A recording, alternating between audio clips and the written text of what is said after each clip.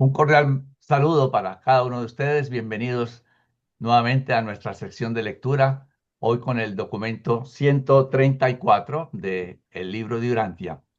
Vamos a colocar esta actividad en presencia de nuestro Padre.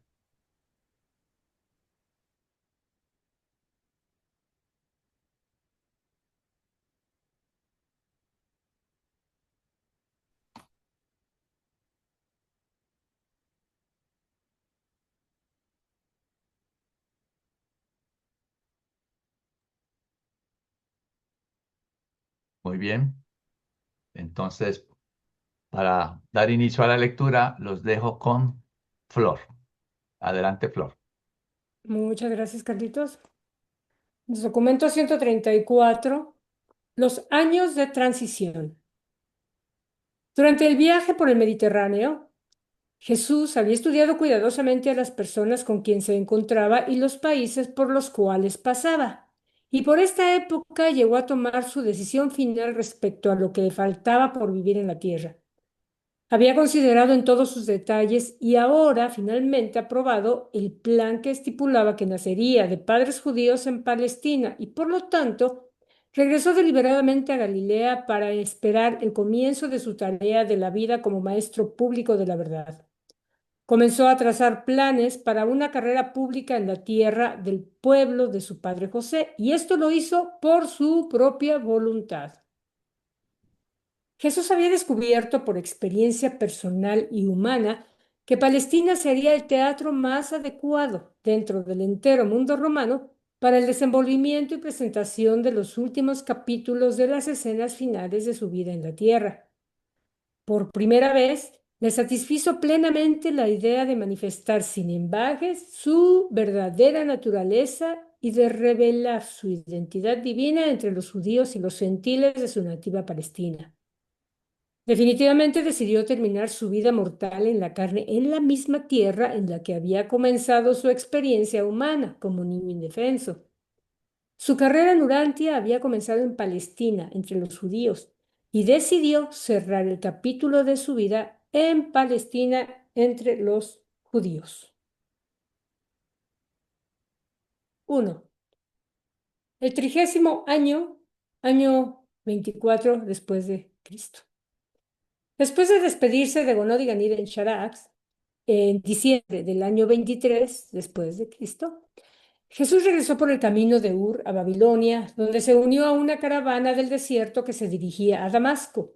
De Damasco fue a Nazaret, deteniéndose solo unas pocas horas en Capernaum para visitar a la familia de Zebedeo. Allí se encontró con su hermano Santiago, quien estaba desde hacía algún tiempo trabajando en su lugar en el astillero de Zebedeo. Después de conversar con Santiago y con Judá, que también se encontraba por casualidad en Capernaum, y de hacer a su hermano Santiago el traspaso de la propiedad de la casita que Juan Zebedeo había comprado en su nombre, Jesús siguió camino a Nazaret. Al finalizar su viaje por el Mediterráneo, Jesús había ganado dinero suficiente como para cubrir los gastos diarios casi hasta el momento del comienzo mismo de su ministerio público. Pero a excepción de Zebedeo, de Capernaum y de los que le conocieron en el curso de esta gira extraordinaria, el mundo nada supo de este viaje. Su familia creía que había pasado este periodo de tiempo estudiando en Alejandría. Jesús nunca confirmó estas suposiciones, pero tampoco hizo nada por refutarlas abiertamente. Durante su estancia de unas pocas semanas en Nazaret, Jesús se partió con su familia y sus amigos y estuvo por algún tiempo en el taller de reparaciones con su hermano José, pero la mayor parte de su atención la dedicó a María y a Ruth. Estaba Ruth por cumplir los 15 años y era esta la primera oportunidad que se le ofrecía a Jesús de conversar con ella desde que se había convertido en doncella. Tanto Simón como Judá deseaban casarse desde hacía algún tiempo, pero no querían hacerlo sin el consentimiento de Jesús. Por eso habían pospuesto estos eventos a la espera del retorno de su hermano mayor. Aunque todos consideraban a Santiago como el jefe de la familia en casi todos los asuntos, en lo que se refería al matrimonio deseaban recibir la bendición de Jesús.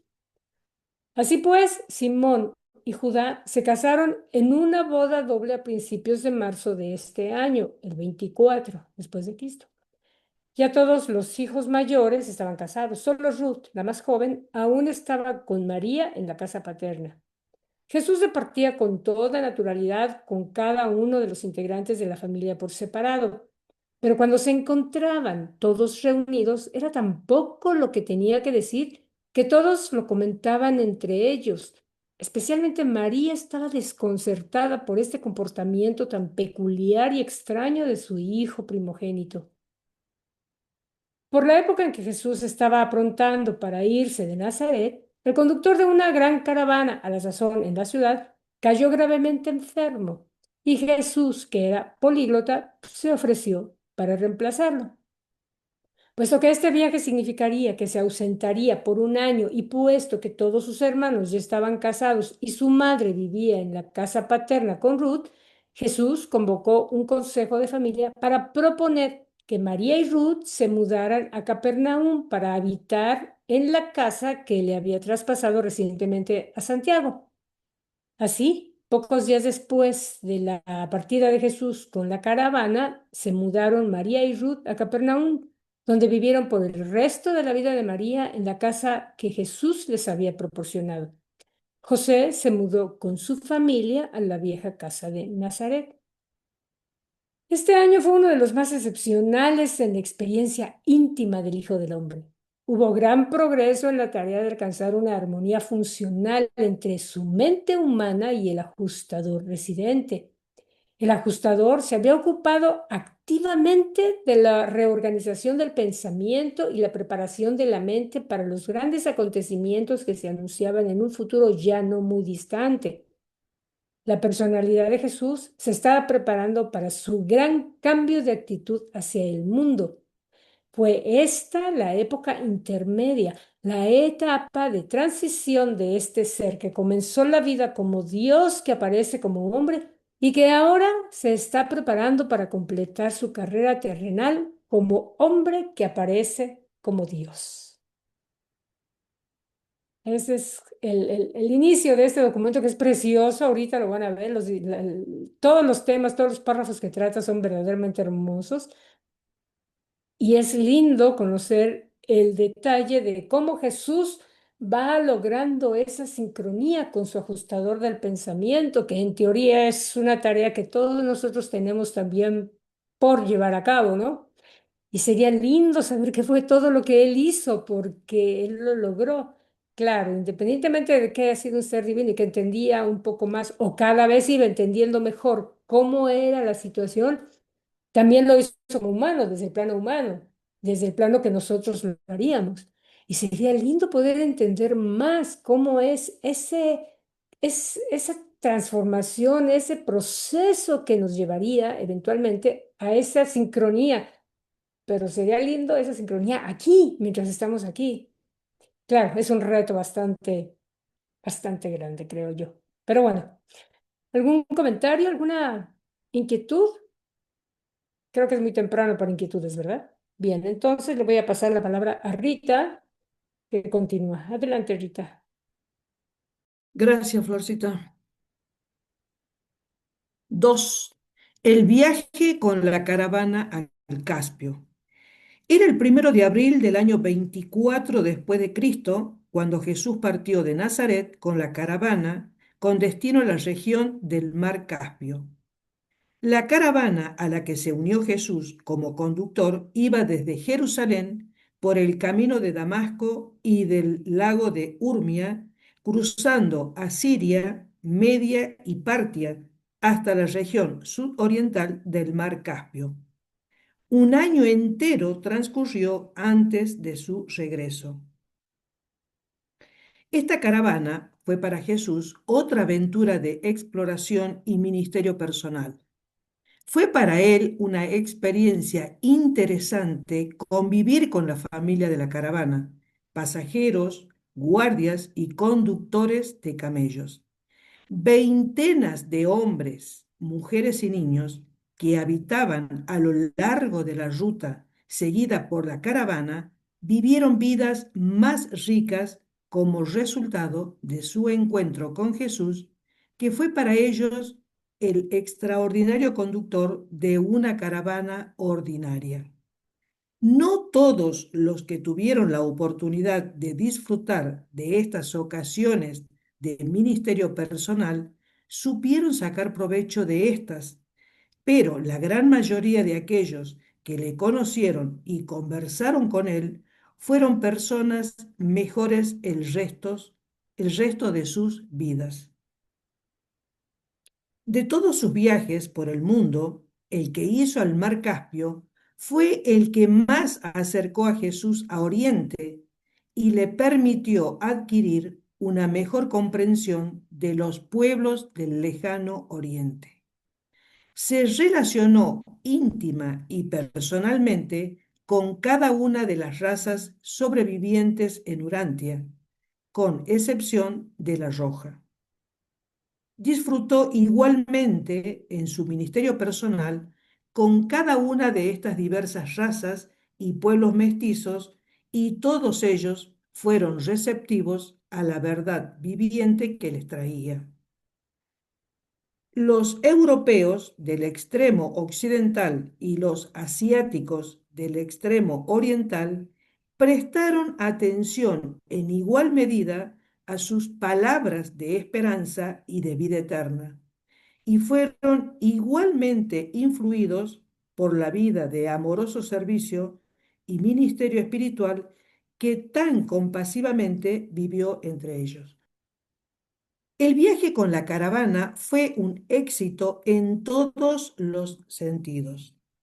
Este fue uno de los episodios más interesantes en la vida humana de Jesús, porque desempeñó durante este año una función de carácter ejecutivo, siendo responsable del material confiado a su cuidado y de la conducción segura de los viajeros que integraban la caravana. Cumplió con sus múltiples deberes con la mayor lealtad, eficiencia y prudencia. Al regreso de la región del Caspio, Jesús renunció a la dirección de la caravana en el lago Urmia, donde permaneció poco más de 2 semanas. Regresó como pasajero en una caravana posterior que se dirigía a Damasco, donde los propietarios de los camellos le rogaron que permaneciese a su servicio. Al rehusar esta oferta, siguió viaje con la caravana hasta Capernaum, donde llegó el 1 de abril del año 25 después de Cristo. Ya no consideraba a Nazaret como su hogar. Capernaum se había convertido en el hogar de Jesús, de Santiago, de María y de Ruth. Pero Jesús no volvió nunca más a vivir con su familia. Cuando se encontraba en Capernaum, se hospedaba en la casa de los Zebedeo. Bien, ¿algún comentario? ¿Alguien que quiera Eh, agregar algo? sí, yo tengo un comentario. Bien, Yo tengo, dale, yo Aníbal. tengo un comentario. Es que me sorprende mucho que la gran mayoría mm, vean a Jesús y los afecte, pero otros no. Esos otros que no son como modificados por la presencia de Jesús, que es el creador. Y la pregunta que yo me hago es, ¿por qué ocurrió eso en esos que no notaron eso? ¿Por qué? Tiene uno que tener como la mente muy cerrada. Vos sabés que yo realmente lo traigo a la vida diaria. Pasa exactamente lo mismo que ahora. A muchos les llega el mensaje, digamos, de Jesús y a otros no. Otros lo leen y lo dan y lo pasan por alto. Algunos tienen digamos, esa necesidad o ese contacto o le toca el corazón y tiene esa necesidad de profundizar en el conocimiento y toma la decisión de seguirlo. Y otros no. Algunos no logran conocerlo, algunos escuchan de Jesús y, como te digo, toman la decisión de no seguirlo. Yo estimo que debe haber pasado exactamente lo mismo en aquel momento. No sé, una opinión muy personal, por supuesto, ¿no? No sé, ¿alguien le puede contestar a Aníbal? A ver, Rita, yo creo que tu respuesta fue excelente porque yo creo que es exactamente así como pasa, o sea, no hay química, o sea, hay química, no hay recepción del mensaje, pero aparte hay un detalle, nosotros tenemos ya el conocimiento de Jesús, por lo tanto, la decisión de aceptarlo o no es un poco diferente de como los que en aquella época no tenían ni idea de quién era Jesús y es como que de buenas a primeras te llega cualquier persona y te empieza a hablar de temas que te pueden interesar y le haces caso, o a lo mejor ni siquiera los has pensado. Por lo tanto, no le haces caso. Para nosotros resulta raro porque sabemos que era Jesús, el soberano, o sea, Claro, entonces en aquella época con el total desconocimiento, pues era como si cualquier hijo de vecino viene y te platica una maravilla, pero pues, no sabes quién es, no le crees. Pero claro, en la forma de hablar de Jesús, pues mucha gente sentía esa sensibilidad que transmitía a él. Yo me pregunto, si claro, Jesús tenía esa, apareciera hoy diciendo soy Jesús, ¿cuántos le creerían? tal cual. Interesante, ¿no? La gran mayoría, ¿Quién sabe? porque es que Porque, porque la presencia de Jesús era imponente, el amor que él daba era muy grande, la, eh, la mente de la gente se abría porque es que él era todo amor. Entonces, para mí, la gran mayoría le haría caso. pues si viniera, ojalá y eso pasara. Sería Ojalá, bueno. sí, ojalá. Bien, ¿algún otro comentario? Bueno, si no, le paso a Carlitos. Gracias, Rita. 3. Las conferencias de Urmia. Camino del mar Caspio, Jesús se había detenido varios días en la vieja ciudad persa de Urmia, sobre la costa occidental del lago Urmia, para descansar y recuperarse. En la isla más grande de un grupo, situado a corta distancia de la costa, cerca de Urmia, se levantaba un gran edificio, un anfiteatro para conferencias, dedicado al espíritu de la religión. En realidad, esta estructura era un templo dedicado a la filosofía de las religiones. Este templo había sido construido por un rico mercader ciudadano de Urmia y sus 3 hijos. Este hombre se llamaba Simboitón y sus antepasados provenían de muchos pueblos distintos. Las conferencias y discusiones comenzaban en esta escuela religiosa a las 10 de la mañana. Las sesiones de la tarde comenzaban a las 3 y los debates nocturnos se iniciaban a las 8. Estas sesiones de enseñanza, discusión y debate eran presididas siempre por Simboitón o por uno de sus 3 hijos. El fundador de esta escuela religiosa tan singular vivió y murió sin divulgar jamás sus creencias religiosas personales. Varias veces participó Jesús en estas discusiones y antes de que partiera de Urmia, Simbo y Tom acordó con Jesús que durante su viaje de regreso se hospedara con ellos 2 semanas, dictara 24 conferencias sobre la fraternidad de los hombres y dirigiera 12 sesiones nocturnas de preguntas, discusiones y debates sobre sus conferencias en particular y sobre la fraternidad de los hombres en general. Conforme a este acuerdo, Jesús se detuvo en Urmia en su viaje de regreso y dictó las conferencias. Fue esta la más formal y sistemática de las enseñanzas del maestro en Urantia. Nunca antes ni después dijo tantas cosas sobre el mismo tema como en estas conferencias y discusiones sobre la fraternidad de los hombres. En realidad, tales conferencias fueron sobre el reino de Dios y los reinos de los hombres. Más de 30 religiones y cultos religiosos estaban representados en el cuerpo docente del Templo de Filosofía Religiosa. Los profesores eran elegidos mantenidos y plenamente acreditados por sus respectivos grupos religiosos. Por esta época, el cuerpo docente constaba aproximadamente de 75 profesores, los cuales vivían en cabañas, con espacio para unas 12 personas cada una.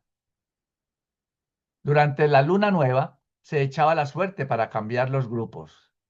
La intolerancia, un espíritu pendenciero u otro rasgo que pudiera interferir con el funcionamiento apacible de la comunidad daba lugar al despido inmediato y sumario del responsable.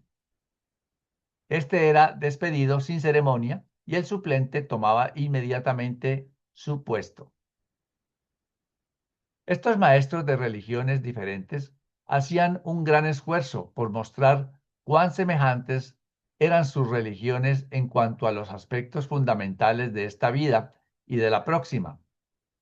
Para obtener una cátedra en esta facultad bastaba que aceptase una doctrina.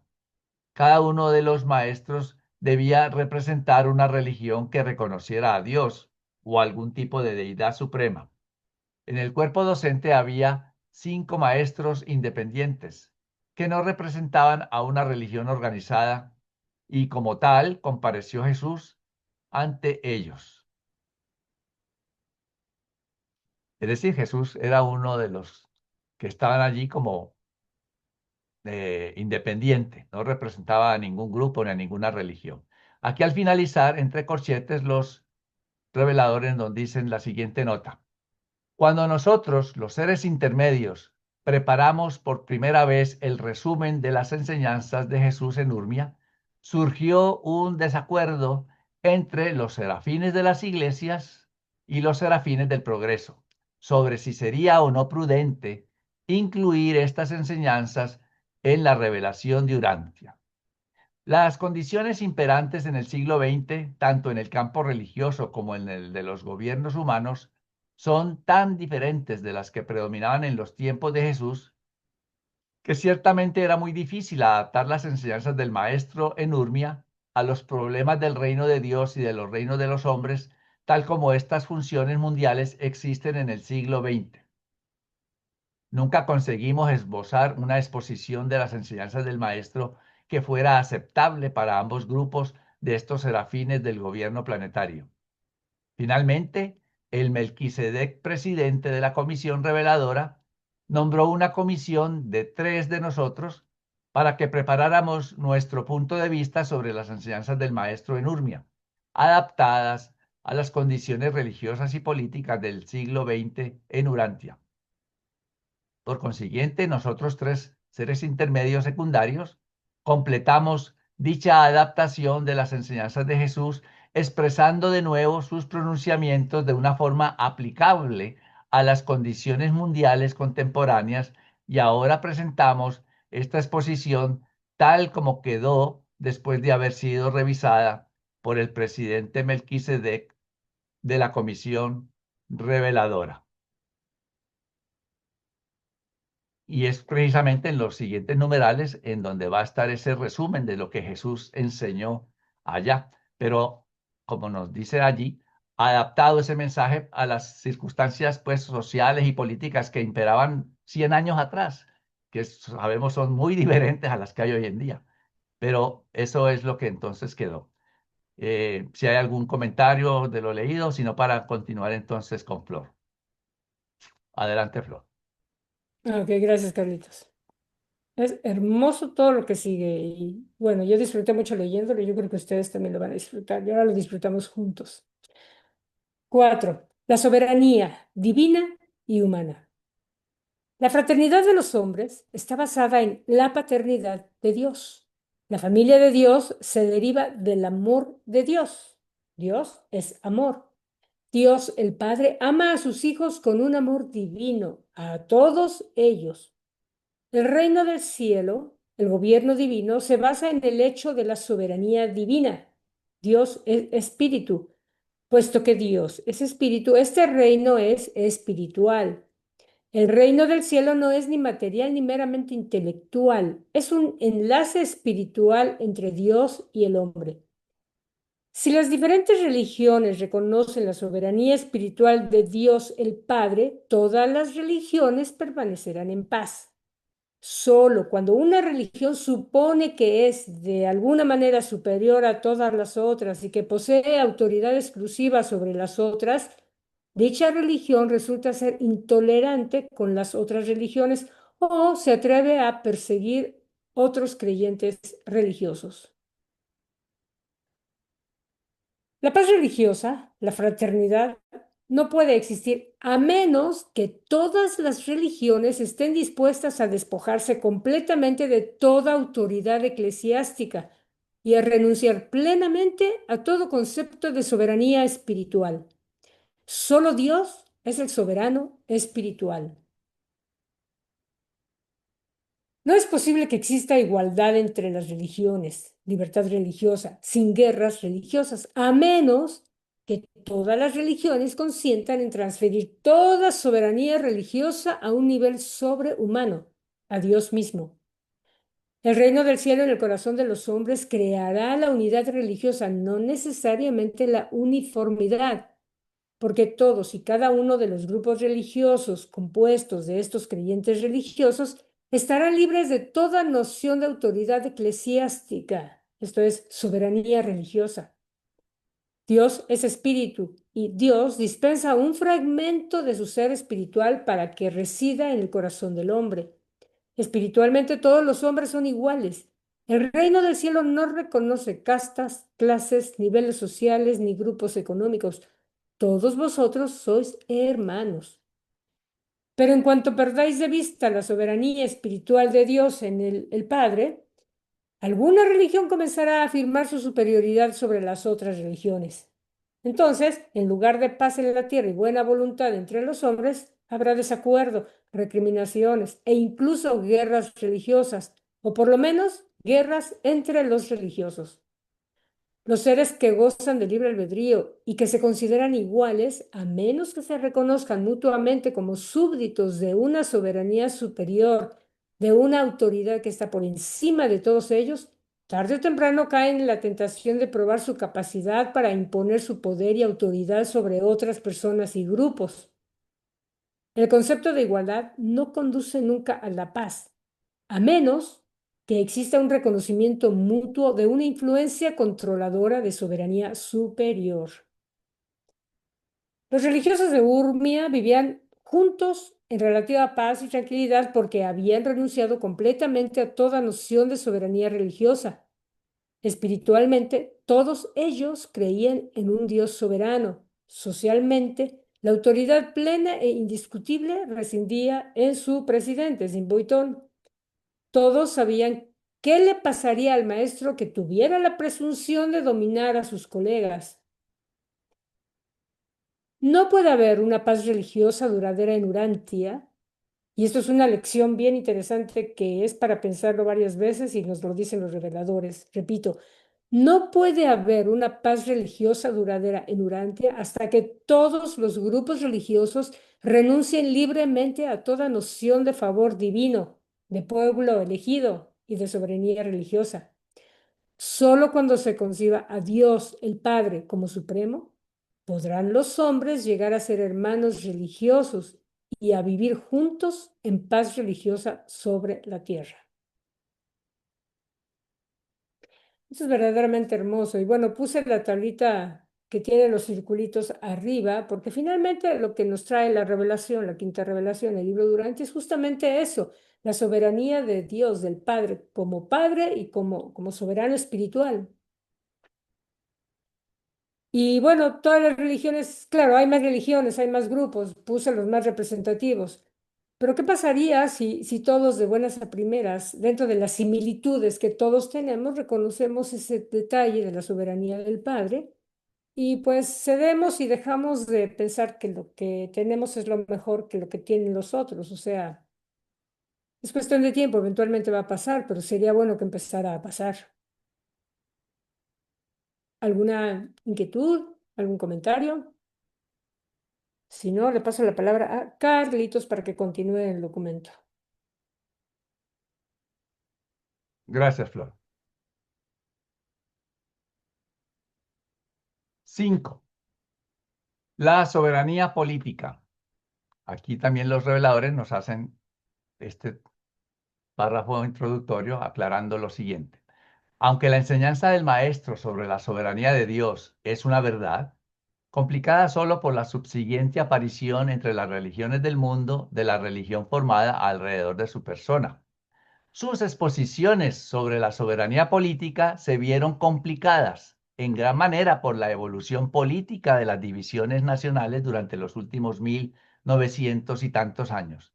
En la época de Jesús había solamente dos grandes potencias mundiales, el Imperio Romano en el occidente y el Imperio Han en el oriente, y estaban ampliamente separados por el reino de Partia y otras tierras intermedias de las regiones del Caspio y del Turquestán. Por lo tanto, en la siguiente presentación nos hemos apartado aún más de la sustancia de las enseñanzas del maestro en Urmia relativas a la soberanía política, intentando al mismo tiempo describir la esencia de dichas enseñanzas en la medida en que sean aplicables a la etapa especialmente crítica de la evolución de la soberanía política en el siglo XX después de Cristo. Ahora hay muchas más naciones, muchos más imperios y entonces la cosa puede ser más complicada que como era en ese entonces, que solamente habían dos. Ahora sí, viene el resumen de lo que Jesús dijo con relación a la soberanía política. Las guerras en Urantia no han de acabar nunca, mientras las naciones se aferren a las nociones ilusorias de ilimitada soberanía nacional. Tan solo hay dos niveles de soberanía relativa en un mundo habitado: el libre albedrío espiritual del mortal como individuo y la soberanía colectiva de toda la humanidad. Entre el nivel del ser humano individual y el nivel de la humanidad total, todas las agrupaciones y asociaciones son relativas, transitorias y de valor únicamente si mejoran el bienestar y el progreso del individuo y de la humanidad en conjunto, el hombre y la humanidad. Los maestros religiosos deben recordar siempre que la soberanía espiritual de Dios está por encima de todas las lealtades espirituales interpuestas e intermedias. Algún día aprenderán los gobernantes civiles que los altísimos son quienes gobiernan en los reinos de los hombres.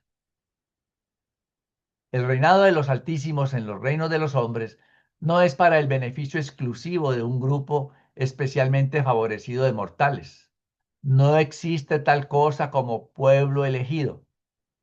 El reinado de los altísimos, los supercontroladores de la evolución política, es un régimen formado con el objeto de fomentar el máximo bien para el máximo número de hombres y durante un tiempo de la máxima longitud o duración. La soberanía es poder y crece mediante la organización.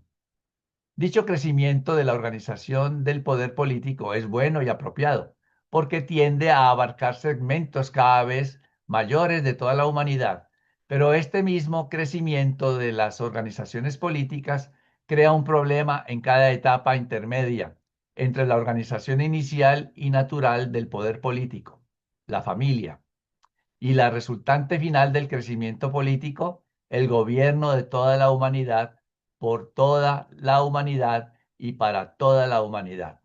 Vemos cómo partimos de la familia, el núcleo más pequeño, y se espera llegar pues a ese gobierno humano. Y aquí nos va diciendo esos pasos. Partiendo del poder paterno en el grupo familiar, la soberanía política evoluciona mientras la organización, a medida que las familias se van superponiendo en clanes consanguíneos, que por varias razones se unen en unidades tribales, las agrupaciones políticas superconsanguíneas. De allí, mediante el comercio, el intercambio y la conquista, las tribus se unifican en naciones y las naciones a veces se unen en un imperio. Entonces vemos cómo partimos de lo mínimo, que es la familia, y muchas familias forman clan, y muchos clanes forman tribu, y muchas tribus naciones, y muchas naciones imperios. A medida que la soberanía pasa de grupos más pequeños, como la familia, A grupos más grandes, naciones por ejemplo, las guerras disminuyen. Es decir, que disminuyen las guerras menores entre naciones más pequeñas, mientras que aumenta el potencial de guerras más grandes en la medida en que las naciones que ejercen la soberanía se hacen más extensas y finalmente, cuando todo el mundo haya sido explorado y ocupado, cuando los países sean pocos, fuertes y poderosos, cuando estas naciones grandes y supuestamente soberanas lleguen a tocarse en las fronteras, cuando solo los océanos las separen, se habrá preparado el escenario para grandes guerras y conflictos mundiales. Las así llamadas naciones soberanas no pueden rozarse sin generar conflictos y provocar guerras. Eso lo estamos viendo actualmente. La dificultad en la evolución de la soberanía política desde el núcleo familiar hasta la humanidad en bloque yace en la inercia-resistencia que se observa en todos los niveles intermedios. Las familias desafían en ocasiones a su clan, en tanto que los clanes y las tribus a menudo eran subversivos en cuanto a la soberanía del Estado territorial. Cada evolución nueva y progresiva de la soberanía política se encuentra y se ha encontrado siempre estorbada y entorpecida por las etapas de andamio de las evoluciones anteriores en la organización política. Y esto ocurre porque la lealtad humana, una vez en movimiento, es difícil de cambiar. La misma lealtad que posibilita la evolución de la tribu dificulta la evolución de la supertribu, el estado territorial. Y la misma lealtad, el patriotismo, que hace posible la evolución del estado territorial, complica enormemente el desarrollo evolutivo del gobierno de toda la humanidad.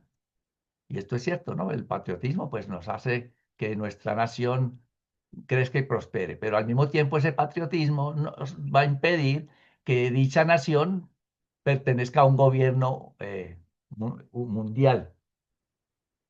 La soberanía política se crea a partir de la renuncia a la autodeterminación, primero del individuo dentro del núcleo familiar y luego de la familia y del clan dentro de la tribu y de las agrupaciones más grandes. Esta transferencia progresiva de la autodeterminación desde las organizaciones políticas más pequeñas a las cada vez más grandes, ha seguido su curso prácticamente sin interrupciones en el Oriente, desde el establecimiento de las dinastías Ming y Mogol. En el Occidente siguió durante más de 1000 años hasta el fin de la Guerra Mundial, momento este en el que un desafortunado movimiento retrógrado revirtió temporalmente esta tendencia normal, restableciendo la soberanía política sumergida en numerosos grupos pequeños en Europa. Urantia no disfrutará de una paz duradera hasta que las llamadas naciones soberanas no cedan inteligente y plenamente sus poderes soberanos en las manos de la fraternidad de los hombres, el gobierno de la humanidad. El internacionalismo, las ligas de las naciones, no puede asegurar la paz permanente a la humanidad. Las confederaciones mundiales de las naciones podrán prevenir eficazmente las guerras menores y podrán controlar de forma aceptable a las naciones más pequeñas, pero no pueden prevenir las guerras mundiales ni controlar a los 3, 4 o 5 gobiernos más poderosos. En presencia de un conflicto real, una de estas potencias mundiales se retirará de la liga y declarará la guerra.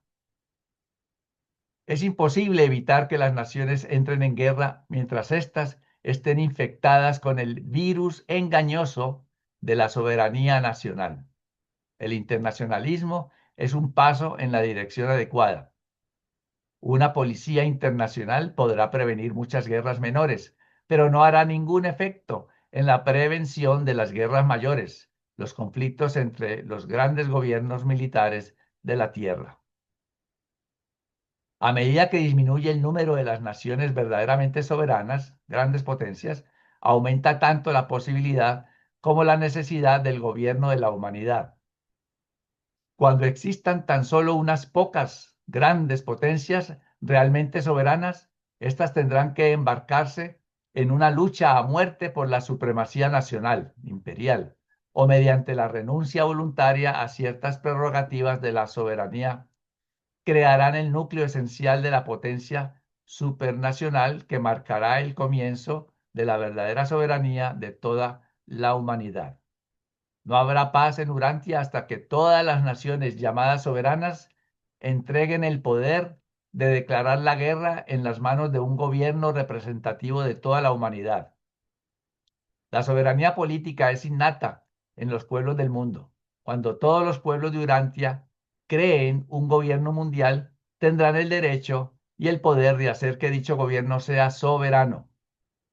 Y cuando esa potencia mundial representativa o democrática controle las fuerzas terrestres, aéreas y navales del mundo, la paz en la tierra y la buena voluntad entre los hombres podrán prevalecer, pero no hasta entonces.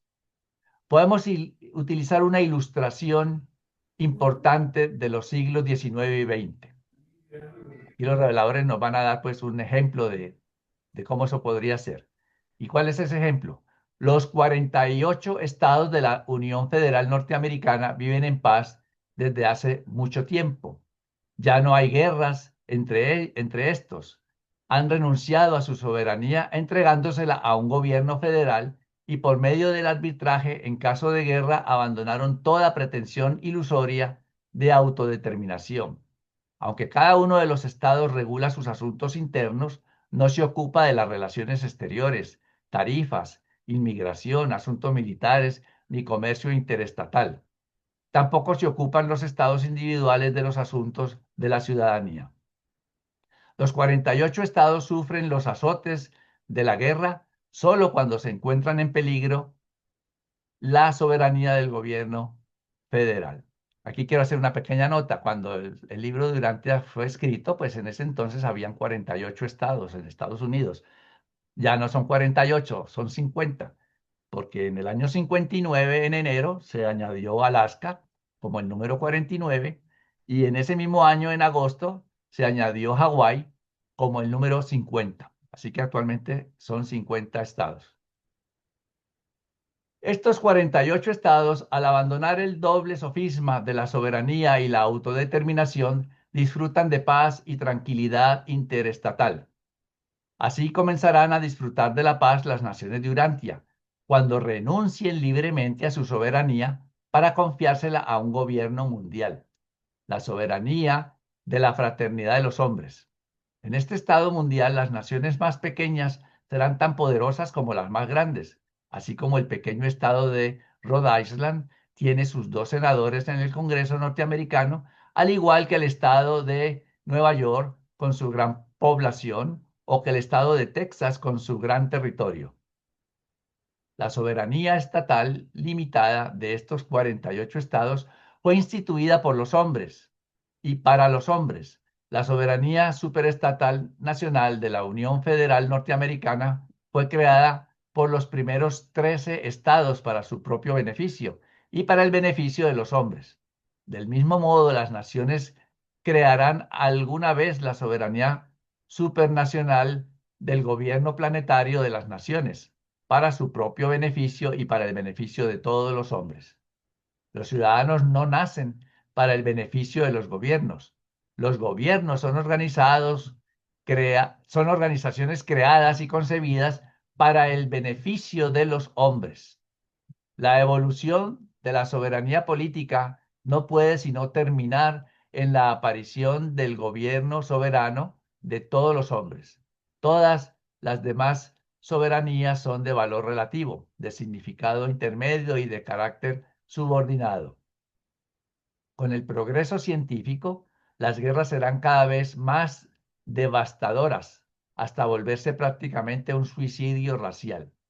¿Cuántas guerras mundiales habrán de librarse? ¿Cuántas ligas de naciones habrán de fracasar para que el hombre esté dispuesto a establecer el gobierno de la humanidad y empiece a disfrutar de las bendiciones de la paz permanente y a recoger los frutos de la tranquilidad, de la buena voluntad entre sí mismos, la buena voluntad mundial Y yo estaba esperando que allí mismo el revelador nos contestara esa pregunta para saber cuántas guerras faltaban. Y pues, no contestó.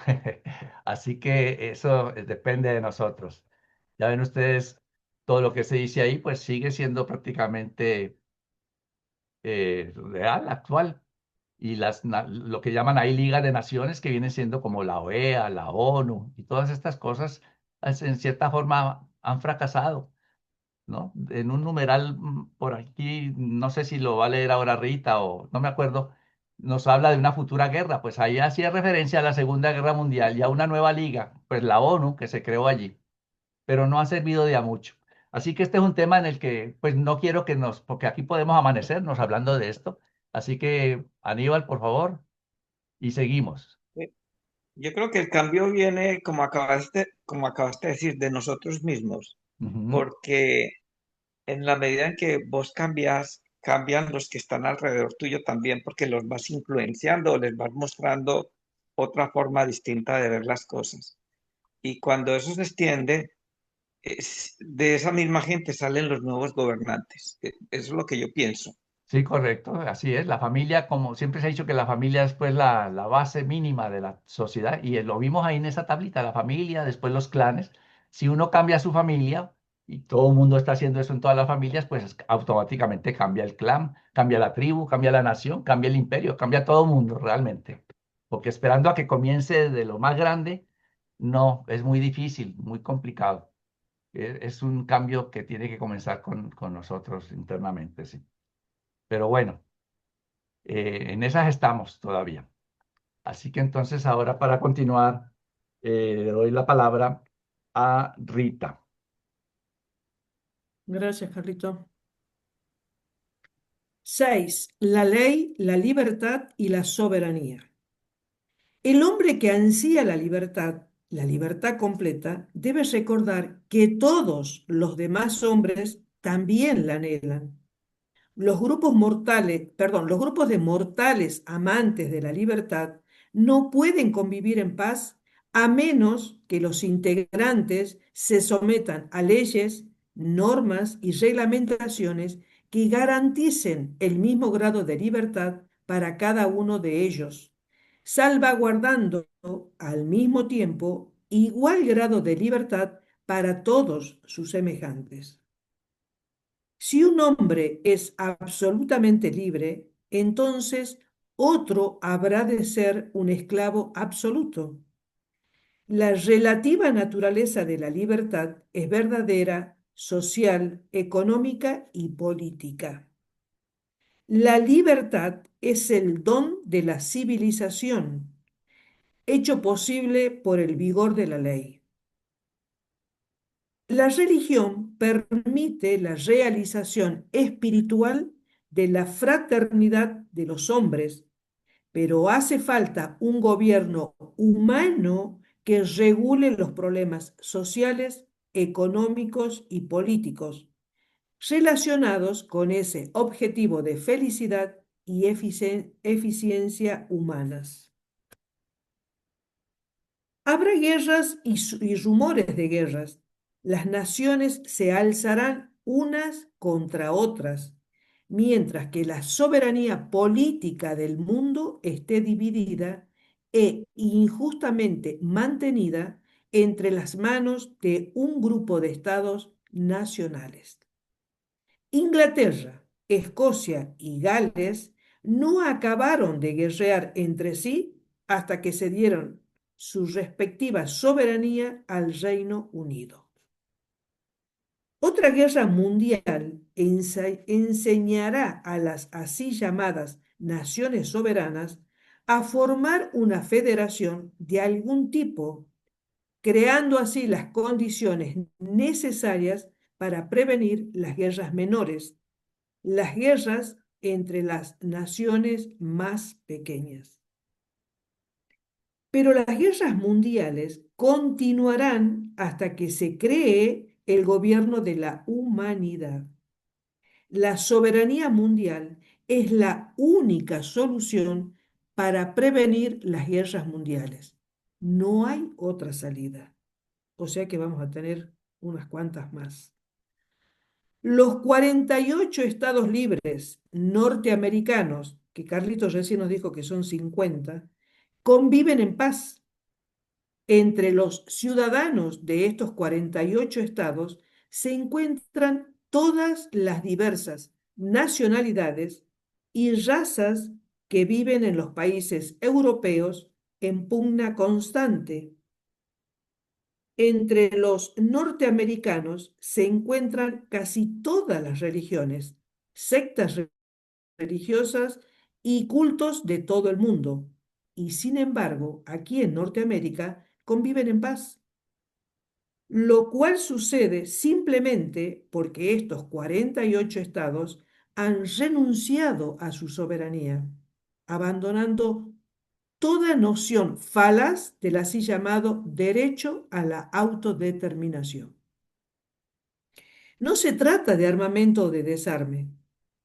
Tampoco influyen sobre el problema del mantenimiento de la paz mundial los factores correspondientes al servicio militar obligatorio o voluntario. Si le quitáis a las naciones poderosas todas las armas mecánicas modernas y todos los tipos de explosivos, pelearán con los puños, piedras y palos, mientras que persistan en la ilusión de su derecho divino a la soberanía nacional. La guerra no es la gran y terrible enfermedad del hombre. La guerra es un síntoma, un resultado. La verdadera enfermedad es el virus de la soberanía nacional. Las naciones de Urantia no han poseído una soberanía verdadera. No han tenido nunca una soberanía que las protegiera de los estragos y devastaciones de las guerras mundiales. Al crear un gobierno mundial de la humanidad, las distintas naciones no dejan su soberanía como tal, sino que crean en realidad una soberanía mundial verdadera y permanente, que de ahí en adelante podrá protegerlas de todas las guerras. Los asuntos locales serán manejados por los gobiernos locales, los asuntos nacionales por los gobiernos nacionales y los asuntos internacionales serán administrados por el gobierno mundial. No se puede mantener la paz mundial mediante tratados, diplomacia, política exterior, alianzas, equilibrio de poderes, ni por otras medidas paliativas basadas en las soberanías del nacionalismo.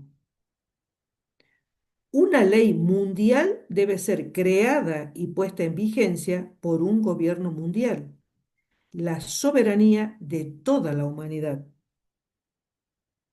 Con el gobierno mundial, el individuo gozará de una libertad mucho mayor. Hoy en día, los ciudadanos de las grandes potencias están grabados, regulados y controlados casi opresivamente.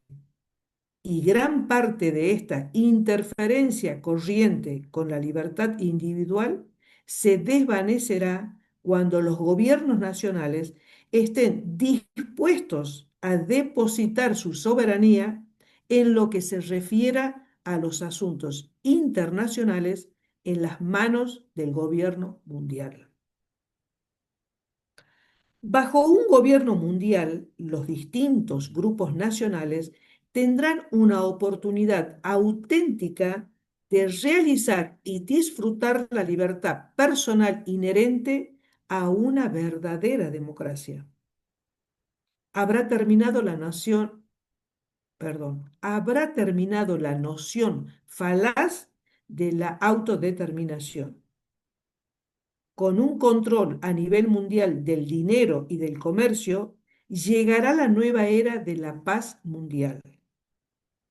Poco después, surgirá posiblemente un idioma mundial y existirá por lo menos la esperanza de que haya en algún momento una religión mundial, o bien religiones con un punto de vista mundial.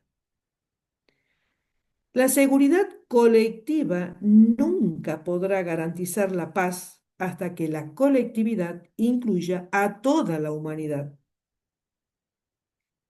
La soberanía política de un gobierno representativo de la humanidad traerá una paz duradera en la tierra y la fraternidad espiritual de los hombres asegurará para siempre la buena voluntad entre todos ellos. No existe otro camino para conseguir la paz en la tierra y la buena voluntad entre los hombres. Después de la muerte de Simboitón, sus hijos encontraron grandes dificultades para mantener la paz en el cuerpo docente. Las repercusiones de las enseñanzas de Jesús habrían sido mucho más grandes si los maestros cristianos que posteriormente se unieron al cuerpo docente de Urmia hubieran manifestado más sabiduría y ejercido más tolerancia. El hijo mayor de Simboitón recurrió a Abner en Filadelfia para que le ayudara, pero desafortunadamente los maestros que Abner eligió resultaron ser de carácter rígido e intransigente. Estos maestros procuraban hacer que su religión dominara sobre todas las otras creencias. Nunca sospecharon que las conferencias del conductor de caravanas, a las que se referían con tanta frecuencia, habían sido dadas por el propio Jesús. Al aumentar la confusión dentro del cuerpo docente, los tres hermanos retiraron su apoyo financiero y al cabo de 5 años, esta academia fue cerrada. Posteriormente, volvió a abrir sus puertas como templo mitraico, el cual desapareció finalmente en un incendio como resultado de una de sus celebraciones orgiásticas.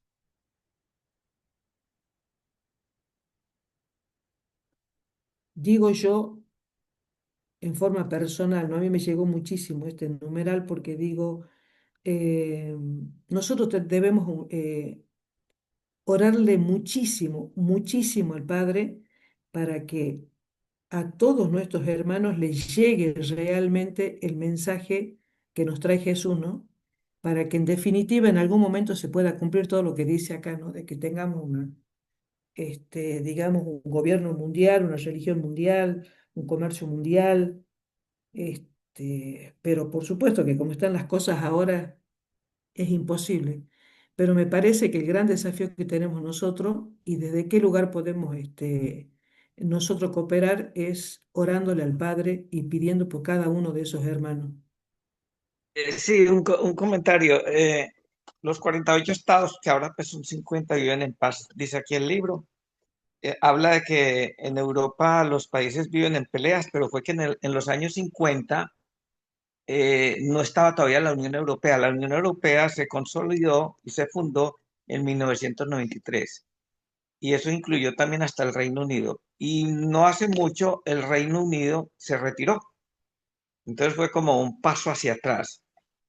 Y la otra cosa que me parece bien interesante es que después de un gobierno mundial sigue una moneda mundial, un comercio mundial y luego de eso un idioma mundial y después las religiones van a abandonar su soberanía religiosa y va a haber una sola religión. Así es, Aníbal. Por eso decía yo de que el gran desafío que tenemos nosotros es incluirlos a cada uno de los hermanos que aún no les llegó el mensaje de Jesús, ¿no? De eso se trata, ¿no? De tener esa fe.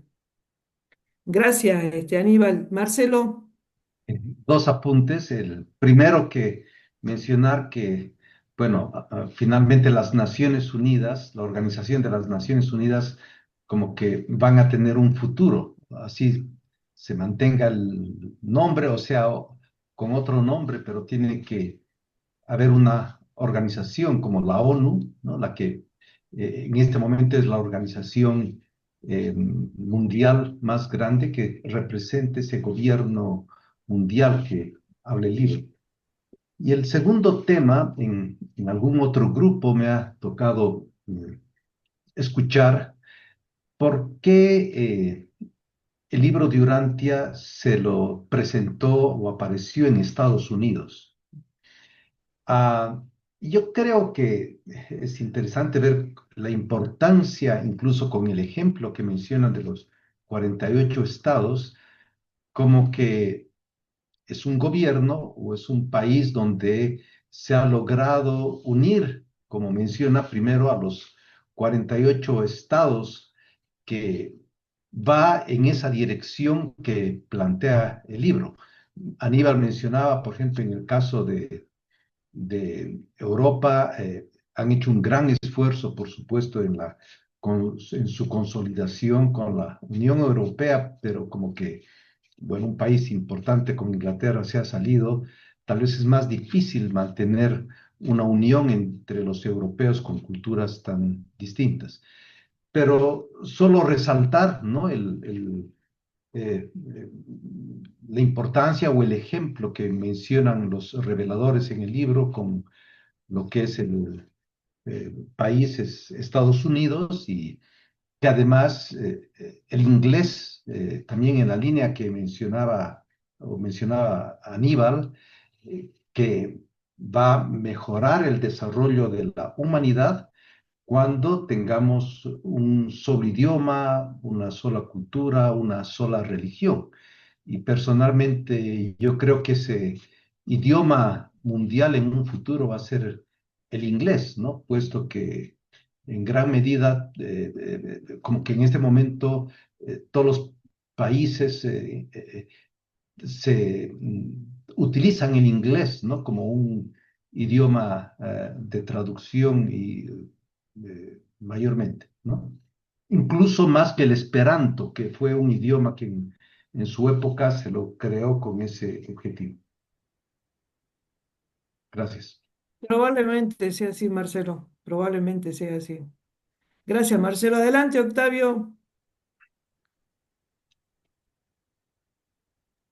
Hermanitos, gusto en saludarlos nuevamente. Este, Fíjese que eso de la unión de los estados de nuestro vecino del norte, tuvo su momento, pero ahora ya no debemos estar tan seguros que así continúen. Ahorita casi todos los estados, inclusive el mismo Estados Unidos, están polarizados. La mitad de Estados Unidos piensa de un modo y la otra mitad piensa de otro modo. Yo creo que tuvo su momento, pero yo ya no estoy tan seguro que continúen así. Nos dan el ejemplo para poder entenderlo, pero la situación ya no está así. ¿Y qué es lo que falta? Pues falta el conocimiento de la voluntad de Dios, ¿verdad? Y la espiritualidad. Por eso es que las naciones no podemos estar tranquilas. Ahora yo me pregunto, dentro del universo de Nevadón, ¿habrá otro planeta con tanta contrariedad como nosotros? En todos los sentidos. En todos los sentidos, nosotros hacemos todas las cosas al revés. Si ustedes han leído el libro de Durantia conmigo, todo lo que debemos de hacer, no lo hacemos. Estamos del lado opuesto a lo que el libro dice. En todo lo que quieran, para no entrar en detalles. Yo me pregunto, ¿habrá una esfera en la misma condición que nosotros? Porque parece que somos el extremo de lo que deberían de ser las cosas. Y si esta sociedad sigue polarizada como está, en lugar de que avancemos, creo que también el libro dice por ahí, no encontré el documento, que se retrocede, que la humanidad retrocede una o dos generaciones. Entonces, pues sí estamos en una situación difícil. Gracias y gusto en saludarlos. Pero no perdamos la esperanza. Más allá de todo lo que están diciendo, coincido mucho de lo que decía Octavio también, pero bueno, hay que ser optimista y Yo no puedo, porque hermanita, si pero lo no, voy a intentar. Lo voy a intentar, voy a ser optimista. sí, sí, sí, sí, tengamos esa cuota de fe. Adelante, Gracias. Aníbal. Pues me parece a mí que lo que está pasando en Estados Unidos es transitorio. Si tenemos en cuenta que tenemos que trabajar por 1000 años con la revelación, es transitorio, es breve y muy probablemente la situación va a cambiar por un lado. Por otro lado, pues si ustedes ven los chinos no es que quieran salir a guerras y acabar con otras naciones así como lo hace Estados Unidos en este momento, pero, pero puede ser que llegue a haber un nuevo gobierno en Estados Unidos donde haya más inclinación hacia la paz y haya más unión con otros países que también son pacíficos. Bien, gracias. Bueno, si no hay más, le cedo la palabra a Carlitos. Gracias, Rita. 7. El año 31º, año 25 después de Cristo. Recordemos que eso lo que quiere decir es que Jesús en ese año cumplió 31 años, en el año 25. Al regresar Jesús del mar Caspio, sabía que sus viajes por el mundo prácticamente habían acabado. Tan solo salió de Palestina una vez más para viajar a Siria. Después de una breve visita a Capernaum, fue a Nazaret, quedándose allí unos pocos días. A mediados de abril salió de Nazaret para Tiro. Desde allí viajó hacia el norte, pasando unos días en Sidón, pero su destino era Antioquía. Este es el año de los viajes solitarios de Jesús por Palestina y Siria. Durante este año de viajes se le conoció por distintos nombres en diferentes partes del país: el carpintero de Nazaret, el armador de Capernaum, el escriba de Damasco y el maestro de Alejandría. En Antioquía, el Hijo del Hombre vivió durante más de 2 meses, trabajando, observando, estudiando, visitando, ministrando y aprendiendo todo el tiempo cómo viven los hombres, cómo piensan, cómo sienten y cómo reaccionan ante el medio de la existencia humana. Durante 3 semanas de este periodo, trabajó como fabricante de tiendas. Permaneció más tiempo en Antioquía que en ningún otro lugar durante este viaje. 10 años más tarde, al predicar el apóstol Pablo en Antioquía y oír que sus seguidores hablaban de las doctrinas del escriba de Damasco, no se dio cuenta de que estos habían oído la voz y escuchado las enseñanzas del maestro mismo. Desde Antioquía, Jesús viajó hacia el sur, a lo largo de la costa hasta Cesarea, donde permaneció unas pocas semanas, continuando luego por la costa hasta Jope. Desde Jope se internó hasta Yamnia, Asdod y Gaza. Desde Gaza se alejó de la costa en dirección a Beerseba, donde permaneció una semana. Comenzó entonces Jesús su gira final de incógnito por el corazón de Palestina, caminando de Beerseba en el sur hasta Dan en el norte. En este viaje hacia el norte paró en Hebrón, Belén, donde vio el sitio de su nacimiento.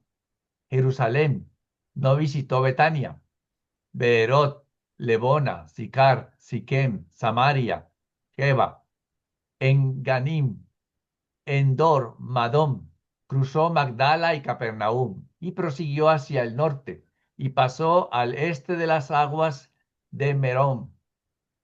Caminó de Cárata hasta Dam o Cesarea de Filipo. El ajustador del pensamiento residente condujo a Jesús a apartarse de los lugares habitados por los hombres y ascender al monte Hermón para terminar allí la labor de conquista de su mente humana y completar la tarea de su consagración plena al resto de su ministerio en la tierra. Esta fue una de esas épocas inusitadas y extraordinarias en la vida terrenal del maestro en Urantia. Otra muy similar fue la que experimentó al retirarse solitario a las colinas cercanas, a Pella, inmediatamente después de su bautismo. Este periodo de aislamiento en el Monte Hermón marcó la terminación de su carrera puramente humana, es decir, la terminación, de hecho, del autootorgamiento en semejanza de un mortal, mientras que el aislamiento posterior señaló el comienzo de la fase más divina del autootorgamiento. Jesús vivió a solas con Dios durante 6 semanas en las faldas del monte Hermón. Y permítame, yo continúo. 8. La estadía en el monte Hermón. Después de pasar algún tiempo en la vecindad de Cesarea de Filipo, Jesús preparó sus provisiones y tras conseguir una bestia de carga y los servicios de un muchacho llamado Tiglat, se dirigió por el camino de Damasco a una aldea conocida en otro tiempo como Beiyén, al pie del monte Hermón. Aquí, a mediados de agosto del año 25, estableció su centro de operaciones y dejando las provisiones bajo la custodia de Tiglat, ascendió la solitaria ladera de la montaña. Durante este primer día de ascensión, Tiglat acompañó a Jesús hasta un punto designado a unos 2000 metros de altura sobre el nivel del mar, donde construyeron un depósito de piedra en el cual Tiglat colocaría alimentos 2 veces por semana. Ese primer día, después de separarse de Tiglat, Jesús no había ascendido más que un breve tramo de la montaña cuando se detuvo para orar. Entre otras cosas, le pidió a su padre que enviara a su serafín guardián para que acompañara a Tiglat. Vemos aquí 2 cosas muy características de Jesús. Lo primero que hace, ¿qué es?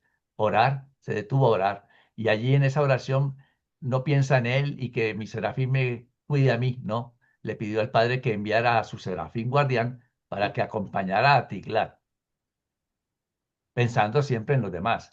Pidió que se le permitiera enfrentarse a solas en su último combate con las fuerzas de la existencia mortal, y esta petición le fue concedida. Acudió a la gran prueba con la única ayuda y respaldo de su ajustador residente. Jesús comió frugalmente, es decir, bien poco, durante su permanencia en las montañas. Se abstuvo de todo alimento solo por 1 o 2 días a la vez. Los seres superhumanos que se le enfrentaron en la montaña contra quienes luchó en espíritu y a quienes derrotó en poder eran verdaderos. Eran sus enemigos acérrimos en el sistema de Satania. No eran fantasmas de la imaginación producidos por los desvaríos mentales de un mortal debilitado y hambriento, que ya no podía distinguir la realidad de las visiones de una mente desordenada. Jesús pasó las últimas 3 semanas de agosto y las primeras 3 semanas de septiembre en el monte Hermón. Durante este periodo completó la tarea mortal de lograr los círculos de comprensión de la mente y de control de la personalidad. A lo largo de este periodo de comunión con su Padre Celestial, también completó el ajustador residente los servicios que se le habían asignado. La meta mortal de esta criatura terrenal fue alcanzada allí. Solo faltaba la consumación de la fase final de armonización de la mente con el ajustador. Al cabo de más de 5 semanas de ininterrumpida comunión con su Padre del Paraíso, Jesús estuvo plenamente seguro de su propia naturaleza y de la certidumbre de su triunfo sobre los niveles materiales de la manifestación espacio-temporal de su personalidad. Creía plenamente en la ascendencia de su naturaleza divina sobre su naturaleza humana y no dudó en afirmarlo. Hacia el fin de su estancia en la montaña, Jesús pidió a su padre que le permitiera celebrar una conferencia con sus enemigos de Satania en su calidad de hijo del hombre, como Josué ben José. Esta petición le fue concedida. Durante la última semana en el monte Hermón tuvo lugar la gran tentación, la prueba cósmica. Satanás, representando a Lucifer, y el rebelde príncipe planetario Caligastia estuvieron presentes con Jesús y se le hicieron plenamente visibles.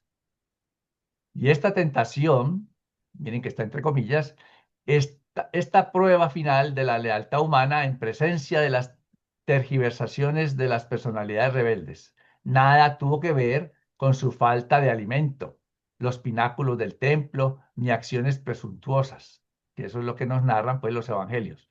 No tuvo que ver con los reinos de este mundo, sino con la soberanía de un universo poderoso y glorioso. El simbolismo de las escrituras estaba destinado a las eras atrasadas del pensamiento infantil del mundo. Y las generaciones subsiguientes deben entender mejor la gran lucha por la que pasó el Hijo del Hombre ese día extraordinario en el monte Hermón. A las muchas propuestas y contrapropuestas de los emisarios de Lucifer, Jesús solamente replicaba: que la voluntad de mi Padre del paraíso prevalezca y que tú, mi hijo rebelde, seas juzgado de acuerdo con las leyes divinas por los ancianos de los días. Yo soy vuestro Padre Creador y difícilmente podría juzgaros con justicia, y ya habéis despreciado mi misericordia. Os remito a los jueces de un universo más grande. Ante todos los compromisos y soluciones temporales sugeridos por Lucifer, yo agregaría aquí, a través de sus emisarios, como nos lo acaban de decir acá arriba, sus emisarios en representación de él, y todo lo que ellos decían en nombre de Lucifer, ante todas esas engañosas propuestas relativas al autootorgamiento en forma de encarnación, Jesús solamente tenía una respuesta: que se haga la voluntad de mi Padre que está en el paraíso. Cuando la dura prueba hubo terminado, el serafín guardián volvió al lado de Jesús para confortarle. Una tarde, a finales del verano, entre los árboles y el silencio de la naturaleza, Micael de Nevadón ganó la indisputada soberanía de su universo. Ese día completó la tarea que han de cumplir los hijos creadores, la de vivir plenamente la vida encarnada en la semejanza de la carne mortal, en los mundos evolutivos del tiempo y del espacio. El anuncio al universo sobre este logro monumental no se efectuó hasta el día de su bautismo, meses más tarde, pero en realidad tuvo lugar ese día en la montaña. Y cuando Jesús descendió de su estancia en el monte Hermón, la rebelión luciferina en Satania y la secesión caligastiana en Urantia quedaron prácticamente terminadas.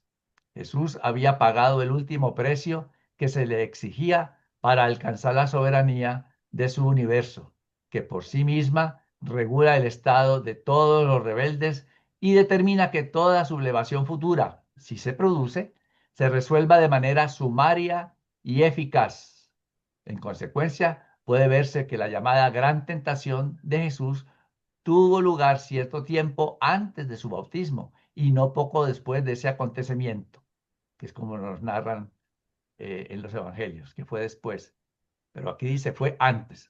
Al descender Jesús al final de su estancia en la montaña, se encontró con Tiglat, que ascendía llevando alimento al depósito. Al indicarle Jesús que se volviera, tan solo le dijo: el periodo de descanso ha terminado. Debo volver a los asuntos de mi padre. Parecía un hombre muy cambiado y taciturno durante su viaje de regreso a Adán. Al llegar allí se despidió del muchacho donándole el burro de carga. Luego siguió hacia el sur por el mismo camino que había venido hasta Capernaum. Pues muy interesante este relato allí en el Monte Hermón, como Jesús, justo como lo que era allí, Jesús de Nazaret, él como ser humano, se enfrentó a esos seres. No lo hizo como Micael de Nevado, con todo su esplendor, con todo su poder, no, como un simple ser humano, se enfrentó a ellos y los venció. Sí, Aníbal. La pregunta mía es ¿por qué Lucifer envió un representante sabiendo que Lucifer conocía muy bien a, a su padre creador, a Micael de Nevadón? ¿Por qué hizo eso? Bueno, esa es una pregunta para hacérsela precisamente a él. Yo no la puedo contestar. ¿Por qué lo hizo? No lo sé. Pero yo entiendo que él no estaba allí. Envió a Satanás como su representante y seguramente le dio las instrucciones, lo que hace cualquier gobernador cuando manda a un representante, a un embajador, a alguien un emisario, pues uno le da las pautas y que va a decir esto, va a tratar esto acéptelo, esto no lo acepte, diga esto, no diga aquello. Y lo envió. Y estaba Caligastria, que en cierta forma también podría ser también representante no vino expresamente porque estaba aquí, pero también estaba en las mismas ideas de Lucifer, ¿no? Pertenecía a su mismo bando. Y entonces entre ellos trataron pues de... Pero fíjese que Jesús mm, les dice que él no los va a juzgar porque podría no hacerles justicia. ¿A qué se refiere Jesús con eso? Porque como él era su padre creador, un padre lleno de amor por sus hijos, le es muy difícil juzgar a un hijo y condenarlo. Por eso él los remitió a los ancianos de los días. Ellos se encargan. Yo como vuestro padre creador no os haría justicia. Es lo que él quiere decir eso. Quizás hasta los perdonaría. No sé. Eso también habría que preguntarles a ellos, pero él decidió no juzgarlo él. Él les dijo, ustedes rechazaron mi misericordia, pues los remito allá a que los juzguen allá y allá pues serán juzgados en su momento. Bien, pues entonces siga doña Flor.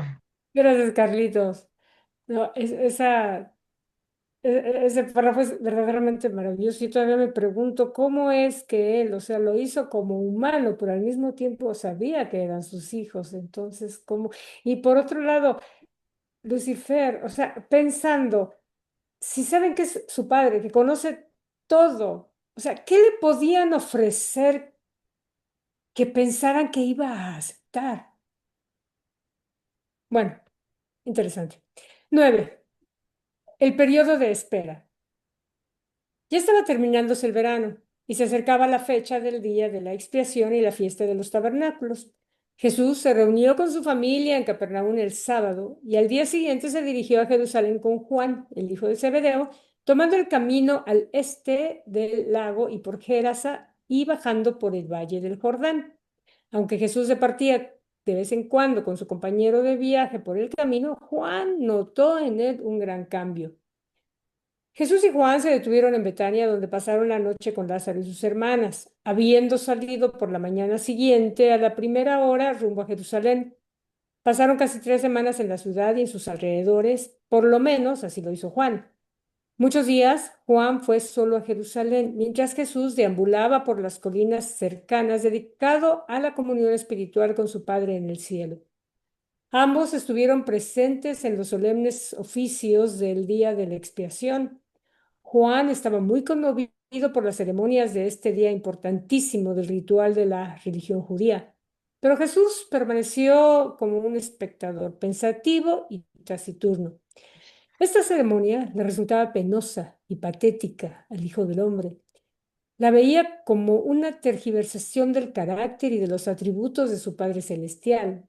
Consideraba los sucesos de este día como una farsa de los hechos de la justicia divina y de la verdad de la misericordia infinita.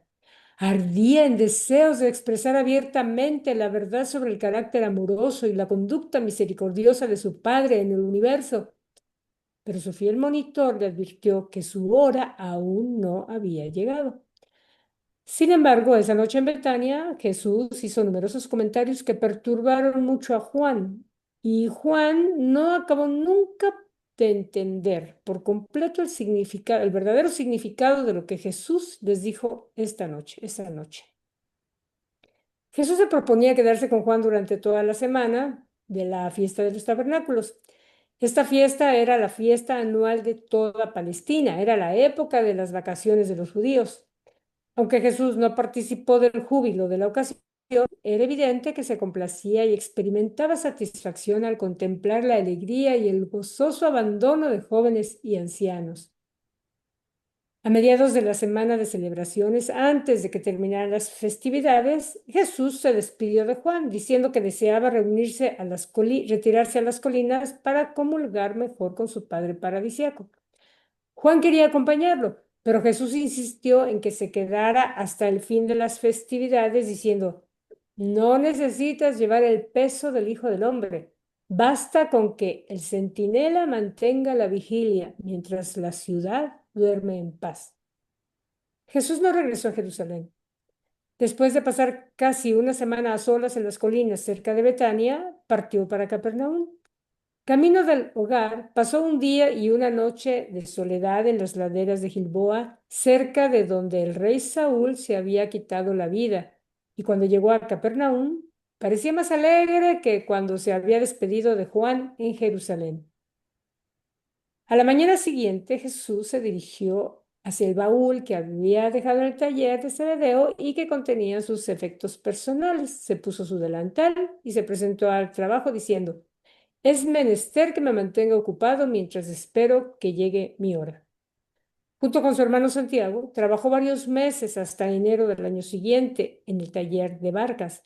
Después de trabajar junto a Jesús durante este periodo y a pesar de las dudas que oscurecían su comprensión sobre la obra del Hijo del Hombre en la vida, Santiago nunca más renunció real y totalmente a su fe en la misión de Jesús. Durante este periodo final de Jesús en el taller de las barcas, dedicó la mayor parte de su tiempo al acabado interior de algunas de las barcas más grandes.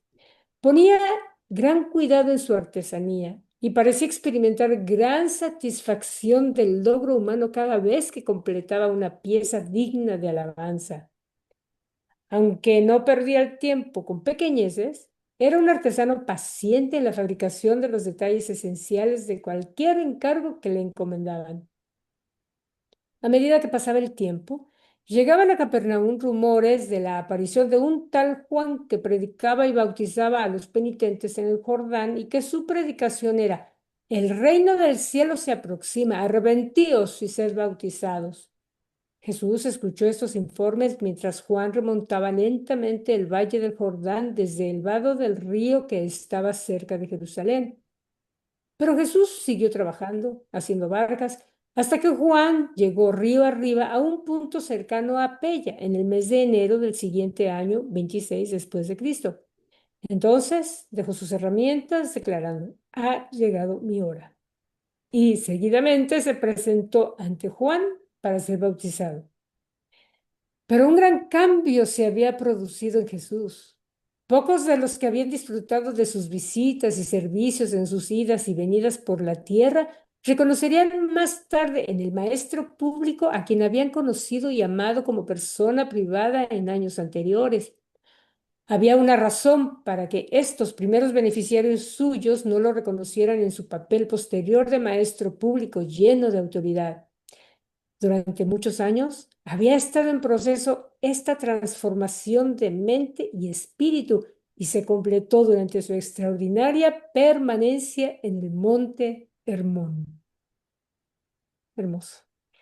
La lectura de hoy fue dada por Rita Colantonio, Carlitos García y una servidora, Flor Robles. Es hermoso. ¿Qué más podemos decir? Que es hermoso conocer estos detalles verdaderamente. Y ahora viene lo más interesante, que fue toda su vida, que continúa, ¿no? Y qué lástima que todos estos detalles no nos llegaron, porque yo creo que conocer estos pequeños detalles nos hace respetarlo más, inspirarnos más, amarlo más e intentar conocer más y más a él, a lo que tenemos que hacer, nuestra tarea aquí. Y sobre todo, creo yo, la inspiración y motivación para lograr traer sus enseñanzas a todo el que nos rodea y a los que no nos rodean también, a los que quieren saber y a los que no quieren saber también. Es una motivación, creo yo, hermosa. Adelante, Aníbal. Eh, cuando, cuando exista una sola religión en este planeta, esa religión será la religión que practicaba Jesús. Claro, o sea, la religión de la experiencia personal, que en realidad no es ningún ismo como los conocemos ahora, ¿no? Sino es el contacto directo de la criatura con el Creador. Porque entonces se da de manera generalizada el conocimiento, pero ya con lujo de detalle, de que hay una chispa divina, un yo divino dentro de nosotros, pero ahora ya sabremos que es el ajustador del pensamiento, que es un fragmento del Padre que viene a habitar con el ser humano cuando éste toma su primer decisión moral. A partir de ahí se empieza a fabricar el alma y todos los detalles que desconocíamos. Y que sabiendo que tenemos una partícula del propio Padre dentro de nosotros, no necesitamos de un tercero para que nos venga a platicar cómo es la situación o cómo hacerle o cómo entender o cómo llegar a Dios, sino que el teléfono rojo lo tenemos nosotros mismos adentro, o sea, la dirección, la comunicación es directa, personal y experiencial, por eso es la religión de la experiencia personal. Adelante, Sila. Es que sí es válido lo que usted dice, porque es la única que permitiría ese equilibrio, esa situación de no haber pues, enfrentamientos, ¿no? Como ahora sabemos, con la religión evolutiva todos tienen la verdad y las demás son falsas. Ujú. Entonces, ya, al ejercer los principios de Jesús, que es la religión de Jesús, pues siento que no habría ningún problema. Es la única que garantiza esa situación, ¿no? De poder mantenerse alineados. Pero Claro. es un trabajo arduo, todavía falta muchísimo. Si es que no retrocedemos o ya estamos retrocediendo. Ay, Stiller, yo trato de ser positiva. Yo quiero creer que vamos para adelante, aunque todavía sorteamos algunos baches, pero que sigamos para adelante. Y como decía Jaime, y siempre lo digo, que cada revelación corrige y aumenta las anteriores. Y mira, el tema de un yo interior divino, la chispa divina, ese conocimiento se sabía desde hace muchísimo tiempo. Lo que pasa es que no lo sabíamos con lujo de detalle.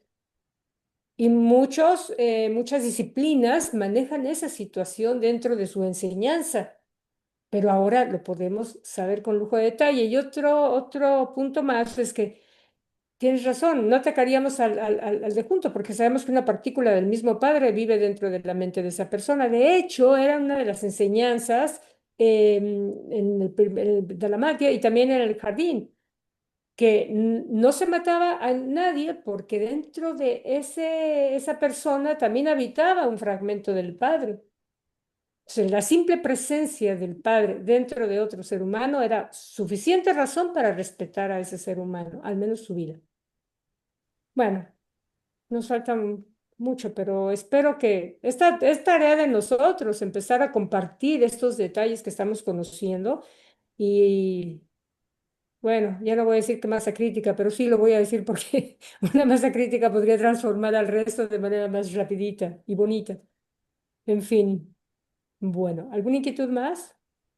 Sí, No, entonces, es que la religión de Jesús es la que te permite ese equilibrio y ¿cómo decirle?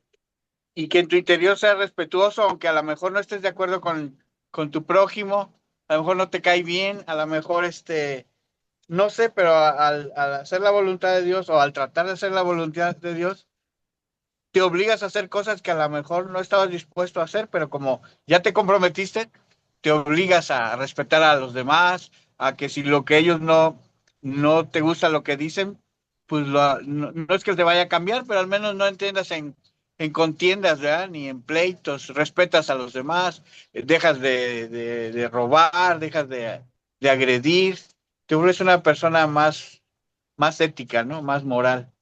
Aunque a sí, veces es difícil, ¿eh? Porque por dentro tu naturaleza va en contra de tu actitud nueva, pero lo haces porque ya te comprometiste y se supone que ya te alineaste y estás en la búsqueda de la ascensión, ¿no? Del progreso espiritual y de seguir adelante. Entonces no puedes engañar a Dios, pues, puedes engañar a los demás, pero no te puedes engañar a ti mismo y a Dios que está dentro de ti.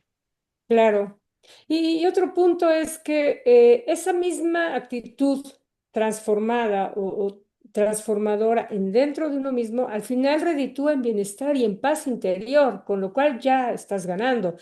Y otro detalle que se me hace muy bonito es que el hecho de que puedas llevar a cabo la religión de la experiencia personal, o sea, hablar, tener contacto directo con el Padre, no tienes que ir a ningún lugar, vestirte de ninguna forma, ni actuar de cierta manera para poder actuar con el Padre, porque lo tienes dentro de ti mismo, donde quiera que estés y a la hora que sea, te puedes comunicar bajo tu propio esquema de palabras o pensamientos con el Padre. Y eso te hace sentir acompañada y además te hace sentir la presencia de tener un padre que está contigo todo el tiempo, ¿no? Y eso es verdaderamente enriquecedor y hermoso. Bueno, te paso la palabra a Carlitos para que termine la sesión. Adelante, Carlitos. Gracias a todos. Gracias, Flor. Gracias a todos ustedes por su asistencia, su fidelidad para con este grupo. Y aquí nos veremos entonces, Dios mediante, el próximo jueves para seguir con el documento 135. Así que cordialmente invitados, buen fin de semana para todos y hasta entonces. Gracias. Hasta luego. Eh, Buenas tardes. Bendiciones para Un todos. abrazo a Chao, chao. todos. Un abrazo. Feliz fin de semana.